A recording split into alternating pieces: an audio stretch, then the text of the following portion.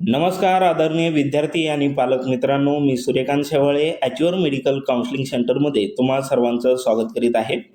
या व्हिडिओचा आपला विषय आहे पुणे जिल्हा शिक्षण मंडळाचे आयुर्वेद महाविद्यालय व संशोधन केंद्र, म्हणजे ज्याला आपण PDEA Ayurveda medical college Pune या नावानं त्या ठिकाणी ओळखतो. तर या कॉलेजचं फी स्ट्रक्चर काय, तुमच्या कॅटेगरीसाठी किती फीस लागेल, ही माहिती या व्हिडिओमध्ये बघायची आहे.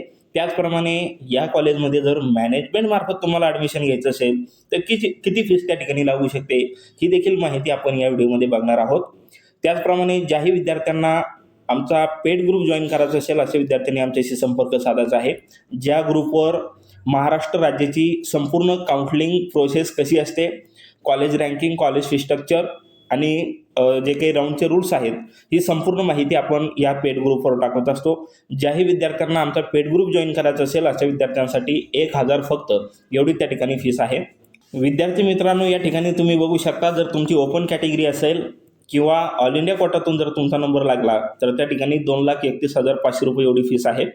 तर ऑल इंडिया कोटासाठी स्कॉलरशिप असते का, मुलींना फ्री एज्युकेशन उपलब्ध आहे का, ही माहिती आपण येणाऱ्या व्हिडिओमध्ये सांगणार आहोत. ओके, तर विद्यार्थी मित्रांनो, जर तुमची ओपन कॅटेगरी असेल तर 2,31,500 रुपये एवढी तुम्हाला फीस असेल. EWS SCBC कॅटेगरीसाठी 1,15,750, SC ST आणि SBC कॅटेगरीसाठी 0 फीस आहे.